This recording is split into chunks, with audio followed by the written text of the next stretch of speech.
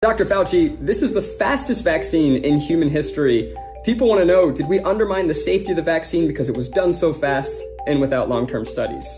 Okay, so that's a great question. It's the most commonly asked question. There was no cutting corners.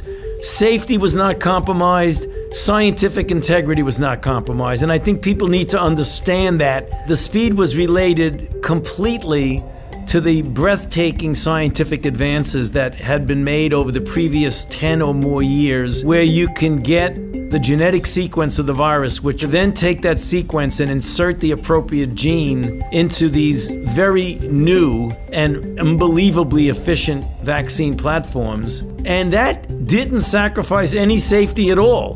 That was purely a technological advance. Then the Moderna trial was 30,000 people. The Pfizer trial was 44,000 people. And it happened to be taking place in the middle of a ferocious outbreak. So when you're trying to prove a vaccine works and there are just a few infections here and there in society, it could take 7 years to get a vaccine. There were so many infections that we went from sequence to getting the vaccine in people's arms in less than a year. That is historic, but it's historic from a scientific standpoint.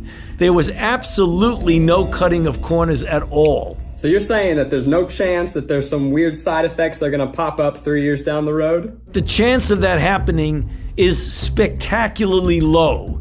And let me tell you why. If you look at the history of all vaccinology and you say, when did these so-called longer-term effects occur? The overwhelming majority, 90+% of them, occur between 30 and 45 days after the vaccine trial ends. That is the reason why the FDA said that in order to make an emergency use authorization, you had to wait 60 days from the time 50% of the people in the trial got their last dose. So if you wait 60 days, you're already beyond when essentially all of the long-term effects occur. I've never seen one where I get vaccinated in 1982 and I get a toxic effect in 1986. I mean, I've never seen that happen with any vaccine. Wow, that's amazing. Okay, I'm gonna ask you a question here. Can I still infect someone else after I get the vaccine? And do I have to keep wearing a mask after I get it? The answer is yes, and I'll explain why.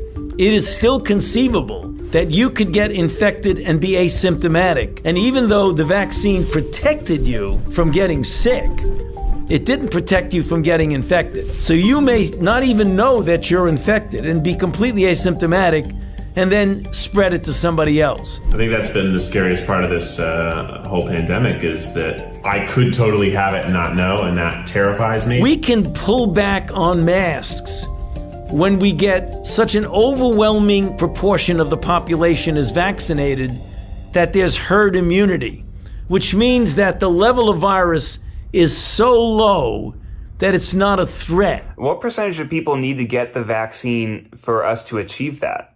You know, we don't know the exact number, but we can make a back of the envelope calculations that it's somewhere between 70 and 85% of the population needs to be vaccinated to get herd immunity. Here's, some people, there's a lot of people talking about things out there. Some people think maybe it would be easier to just achieve herd immunity by letting the virus spread rampantly through the population. What do you think about that? Okay, well, that's maybe the worst idea. Okay. I don't want to compare it to anything. I don't want to insult anybody. It's not my question. It's just a question that I read that I'm relaying to you because you're the expert. Do you read it on Facebook, Keith? I did read it on Facebook. The general level of herd immunity right now in the country, the last time the CDC looked at it was like 10%, 12%. Some cities like New York, it was 22% because New York got hit so badly in the beginning. So let's say that the level in the country today, let's say it's 20%. So with 20% of the people infected, we've already had 352,000 deaths.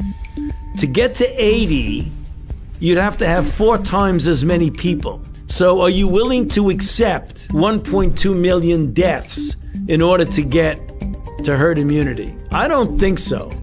So the road to herd immunity is a vaccine, not just letting people get infected. And how soon after getting the vaccine would I be immune? So let's say you get vaccinated and then 21 to 28 days later you get a boost. Anywhere from 10 to 14 days following the boost, you can consider yourself protected.